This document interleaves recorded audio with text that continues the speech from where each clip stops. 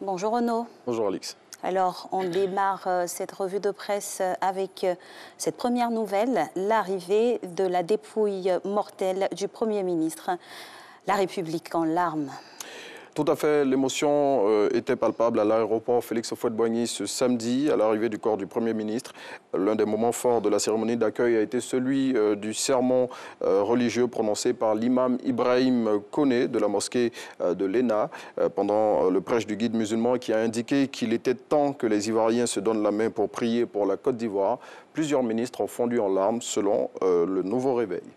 Et toujours lors de cette arrivée du Premier ministre Ahmed Bakayoko à Abidjan ce samedi, la tristesse et l'émotion ont été à son paroxysme. Oui, et c'est le patriote qui retranscrit au mieux ces deux émotions en lançant à sa une « Dieu ». Quelle douleur. Le confrère qui, au-delà de la perte nationale que représente le départ du Premier ministre, pleure son fondateur, indique que les populations qui ont fait une aide d'honneur au Golden Boy l'ont ovationné au passage du corbillard qui transportait sa dépouille mortelle. Le quotidien livre le programme des obsèques qui démarre ce mercredi 17 mars et souligne que le RHDP, sa famille politique, va lui rendre un vibrant hommage ce jeudi au stade Alassane Ouattara de Bempey qui a été réquisitionné pour l'occasion. Et on reste toujours sur cette information. Et nous dit-on, l'atmosphère était lourde à l'aéroport Félix Houphouët-Boigny. Oui, que c'était dur. C'est avec ces mots que le matin traduit l'ambiance pesante qui a régné ce samedi au pavillon présidentiel de l'aéroport Félix Houphouët-Boigny d'Abidjan, Port-Bouët, à l'arrivée de la dépouille du Premier ministre. Le confrère témoigne de la grande douleur et de l'affliction du couple présidentiel qui, malgré tout, a conservé sa dignité et aussi de la grande mobilisation des populations d'Abobo qui ont tenu à rendre un vibrant hommage à celui qui était le maire de leur commune. Justement, ce décès qui éprouve les plus hautes autorités de ce pays, au nombre desquelles le premier, le président de la République, était dans la douleur. Oui, le président de la République qui perd un autre fils et un deuxième Premier ministre en l'espace de 8 mois.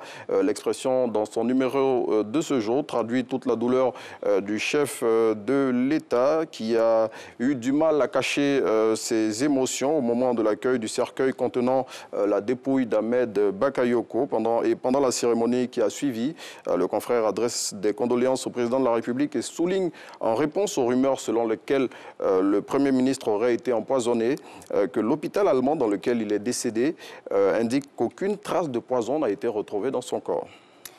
Et on a cette autre nouvelle ici dans notre pays, hélas, effondrement d'un immeuble à la Riviera à Nono, le bilan s'alourdit. Oui, il est désormais de 10 morts et 7 blessés. Le corps d'un autre enfant a été extrait des décombres ce week-end, augmentant le nombre de personnes décédées dans l'effondrement de cet immeuble le vendredi dernier à la Riviera. Et selon le commandement du groupement des sapeurs-pompiers militaires, plus aucune victime n'est à signaler sous les gravats. Néanmoins, les sauveteurs continuent les recherches par mesure de prudence.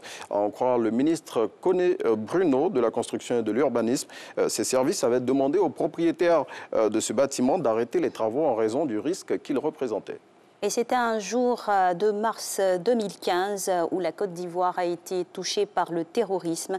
L'attentat de Grand Bassam a été commémoré ce week-end. Oui, c'est ce samedi qu'a été commémorer l'attentat terroriste qui a frappé notre pays il y a 5 ans de cela. Cette attaque qui a eu lieu le 13 mars 2016 à Grand Bassam avait fait 19 morts et plusieurs blessés. Cette cérémonie de souvenir qui s'est tenue dans la cité balnéaire en présence des autorités de la ville a vu la participation de l'ambassadeur de l'Union européenne Jobst von Kirchmann et celui de la France Jean-Christophe Béliard.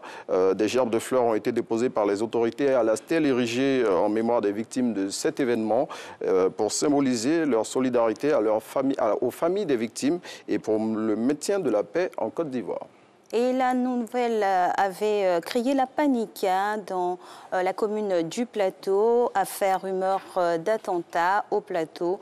L'auteur de la fausse alerte a été démasqué. Oui, on en sait un peu plus sur la fausse alerte à la bombe qui a créé la panique à la cité administrative du Plateau la semaine dernière. Selon l'Inter, la fausse alerte a été donnée depuis la prison civile de Mans par l'un des détenus de cet établissement démasqué. Celui-ci est passé aux aveux selon l'Inter.